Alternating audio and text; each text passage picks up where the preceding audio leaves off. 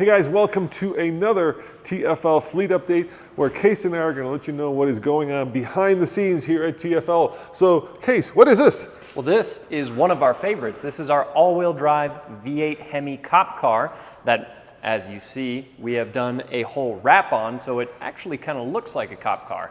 Yeah, Tommy's about to do a video with this, actually trying to figure out what it's like to drive a cop car, because we have noticed, Case, that people act very differently when you are sitting in this car versus the one that we'll be showing you in a second. Yeah, which is funny because, I mean, we've set this up as a prop car for drag races. We want it to look like a cop car because we use it as such in video, but then when you're driving it around on regular roads, it definitely makes people slow down. Yeah, it's kind of a pain in the butt because you'll be driving along and you'll be like, come on, move, and they won't. Yeah. Now, we bought this from the Wyoming State Patrol, and we returned it to its original police car glory. And for those of you out there wondering, like, what's legal and what's not legal? Well, what's not legal is having blue and red lights on it. Yeah. Definitely not legal. Can't do that. And then anything sticker-wise that represents law enforcement, a star, sheriff, exactly. Police.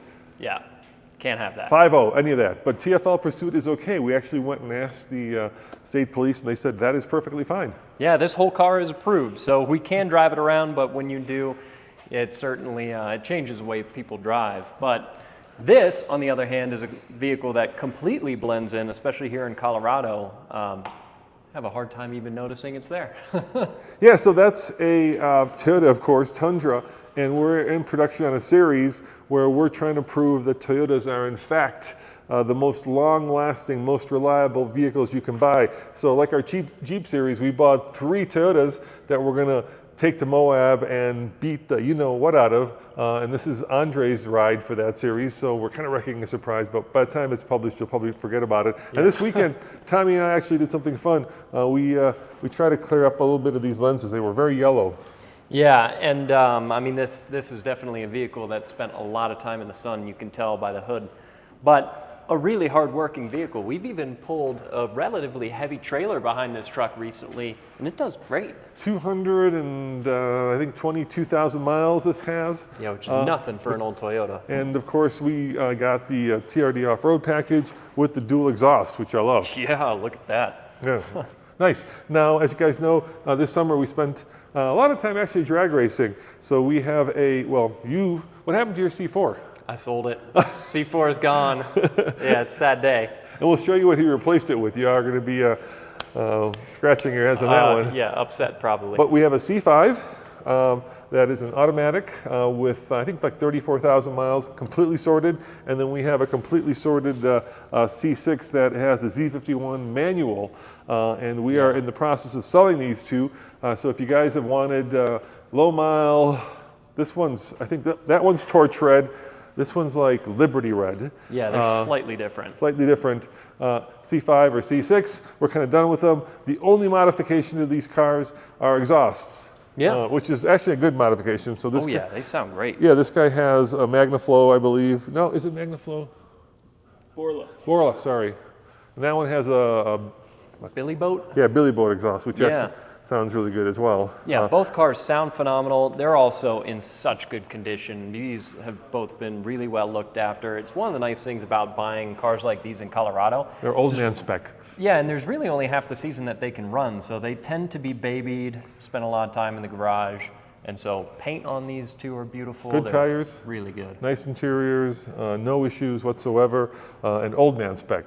Yeah. You know, where obviously not people like him, but people like me have not driven them. Yeah, which is what you want, because it's been driven gingerly. Yeah, isn't it funny that we're selling them just as fall started? Yeah. So if you're here in Colorado and you want a Corvette, shoot us an email to Ask a TFL Truck or info@TFL Car, and we'll send you all the details on them. And if you're looking for a bargain, that's not it. We're not fire sailing them. No. So out of these cars, which one did you buy to replace the Corvette, Case? The worst one in this entire lineup. It's this Land Rover, which has already been giving me trouble. So I bought it for $3,000, 120,000 miles, and there's a reason that they're cheap. It's because they're bad.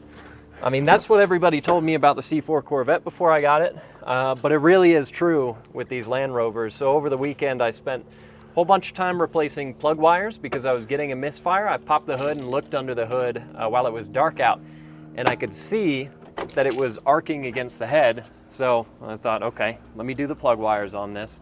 But it's still having a misfire issue, so I think it's probably gonna take replacing the coil packs to fix that. And it's a major pain because you have to remove the whole intake manifold to get at the plug wires in the coil packs because they put it behind the motor. So it's not a fun job to do.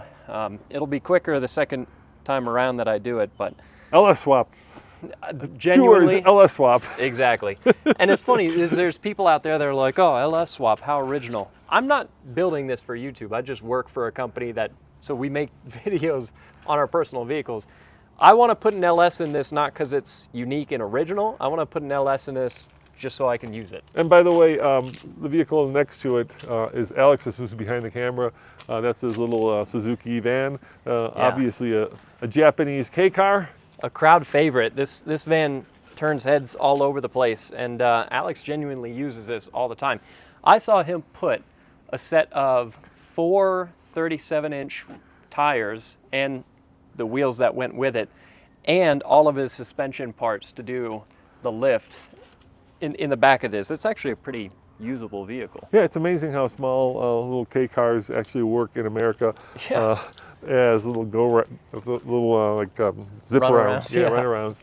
Now that Lexus over there, we just put out a video, alltfl.com, where we dragged it against our Mustang. Yeah, and that's a cool car. Very close. Here we have our long-term Tesla Model 3, which we'll do an update on shortly. You know, we've had this thing for less than 6 months. We've got like 14,000 miles on it. Yeah, you guys use it a lot. We use it a lot, yeah. This just in, actually, both of these vehicles just in.